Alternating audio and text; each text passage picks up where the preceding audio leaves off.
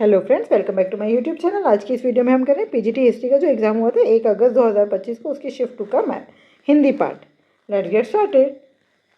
पहला प्रश्न, ये हमें क्या दिया है? पहला वाक्य दिया है, आखिरी वाक्य दिया, और उसके बीच में जो 4 वाक्य हैं उनको हमें क्या करना है? क्रम से लगाना है। तो भारत जैसे और हो सकता है। अब ये 4 पढ़ लेते हैं। देशों के लिए कुटीर उद्योग अधिक जनसंख्या वाले अत्यंत उपयोगी सिद्ध हो सकता है, तो वह तो आखिर में ही आएगा। अत्यंत उपयोगी सिद्ध हो सकता है, ये तो सही सही बन रहे हैं। फिर भारत जैसे कैसे देश अधिक जनसंख्या वाले देशों के लिए, तो ल पहले, फिर य, फिर र। तो option 1 is the right answer. Question number 2, दिए गए वाक्य को पूर्ण करने के लिए सबसे उपयुक्त विकल्प का चयन करें। पत्रकार ने साक्षात्कार करते समय, साक्षात्कार मतलब इंटरव्यू करते समय, अनेक प्रश्न कहे, सुनाए, पूछे या किए। तो अनेक प्रश्न होना पूछे चाहिए था, लेकिन डीएसएसबी ने किए दिया आंसर कि अनेक प्रश्न किए। क्वेश्चन नंबर 3, अब आपको बताना है दिए गए विकल्पों में से आंखों में चर्बी छा जाना मुहावरे के लिए उपयुक्त अर्थ का चयन करें। आंखों में चर्बी छा जाना मतलब कि अब आपको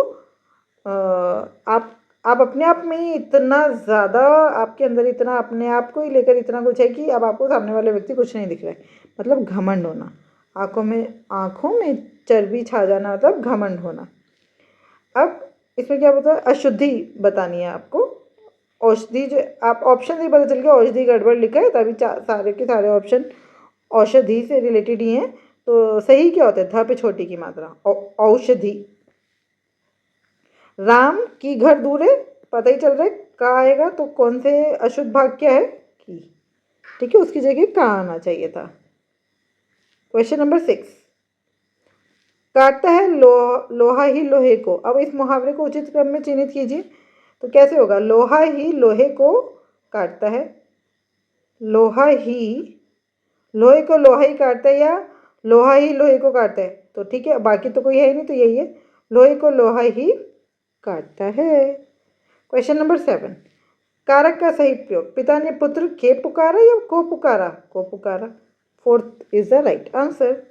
क्वेश्चन नंबर 8, सर्वोचित क्रिया विशेषण शब्द से दिए गए वाक्य का रिक्त स्थान पूर्ण करें।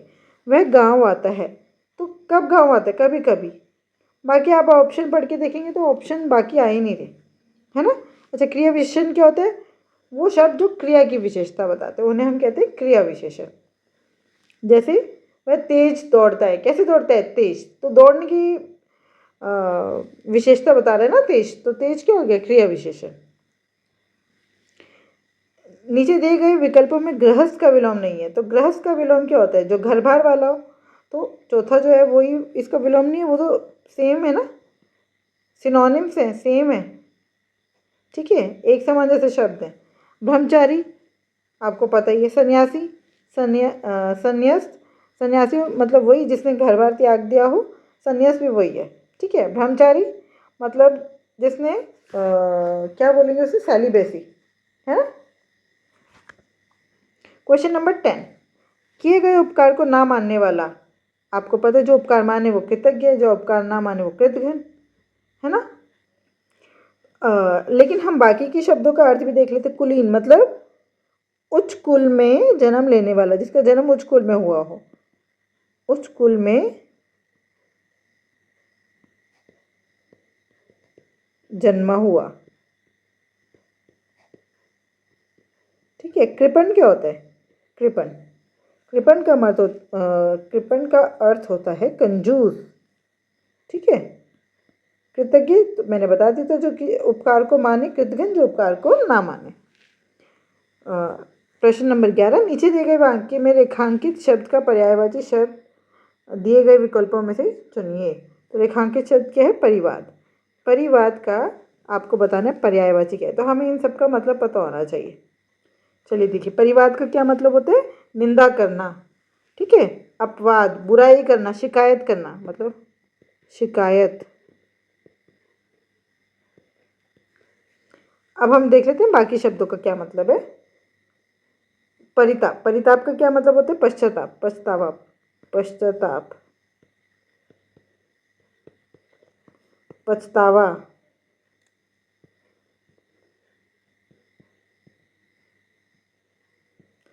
बदनामी, बदनामी का क्या मतलब है? बुरा नाम।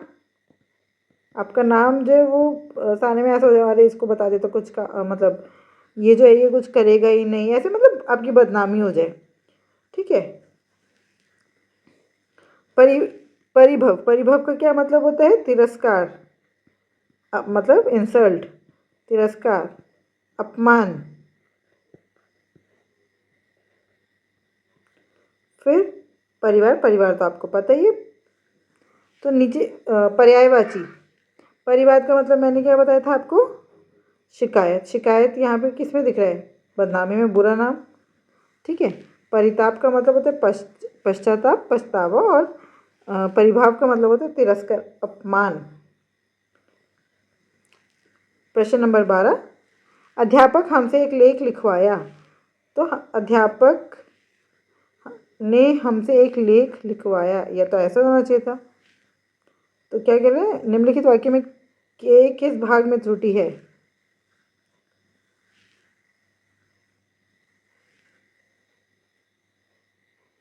देखिए क्या होना चाहिए था? अध्यापक ने हमसे एक लेख लिखवाया ना, तो यहाँ पर किस भाग में त्रुटि है? हमसे में, है ना? इसके लिए आ रहे हैं अध्यापक ने।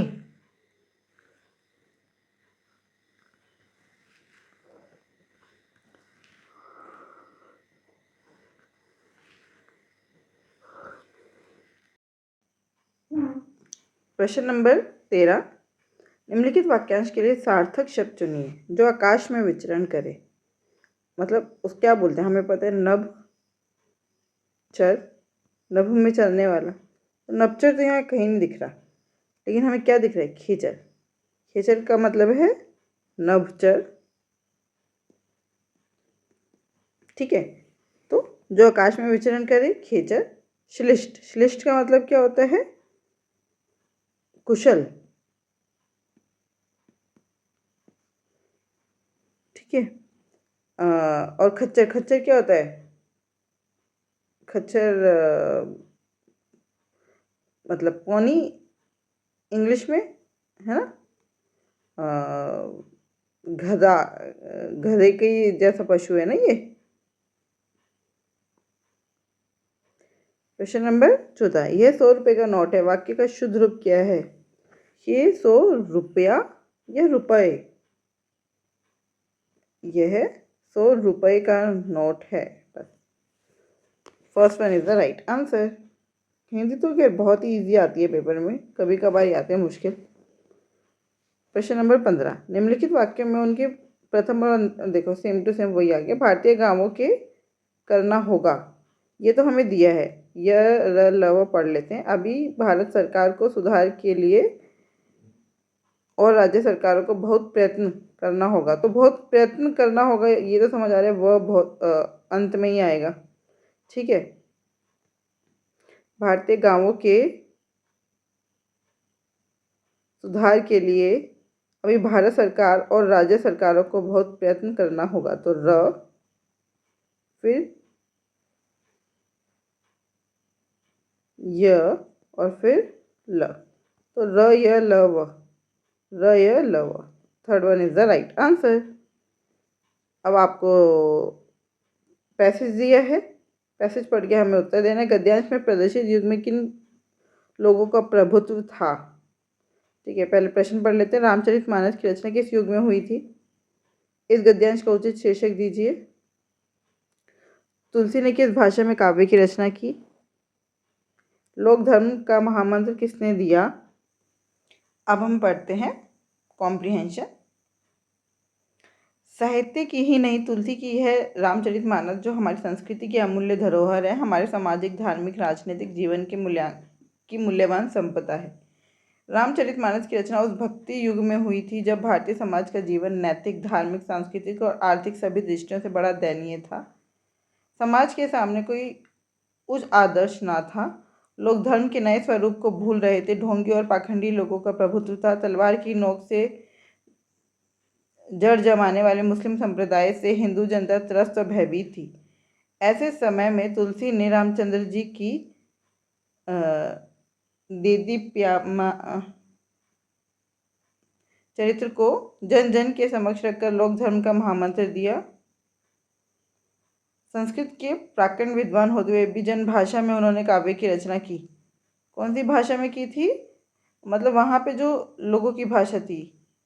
पंडित लोग जिस ज्ञान को जन सुलभ नहीं बनाना चाहते थे, तुलसी ने रामचरितमानस द्वारा उसका द्वार सबके लिए खोल दिया। उन्होंने व्यक्ति, परिवार, समाज, राष्ट्र, पति पत्नी, स्वामी, सेवक सभी के अधिकार और कर्तव्य, मर्यादाओं एवं जीवन के आदर्शों का प्रतिपादन किया। राम, सीता, लक्ष्मण, भरत, हनुमान जैसे महान चरित्रों की अवतारणा कर उन्होंने आदर्श जन समाज के संगठन का स्वरूप निर्धारित किया।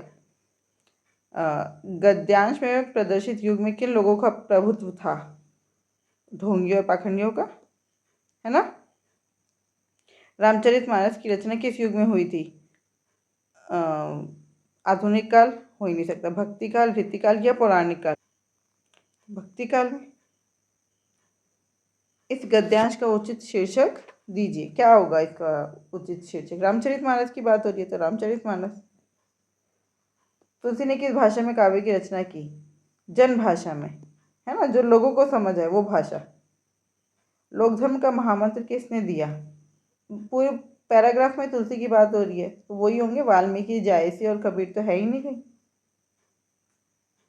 मुझे उम्मीद है आपको ये 20 क्वेश्चन बहुत अच्छे से समझ आए होंगे। फिर भी कोई डाउट है तो आप मुझसे जुड़ सकते हैं @mathsps1 टेलीग्राम चैनल पर। Thank you. Keep learning, keep practising.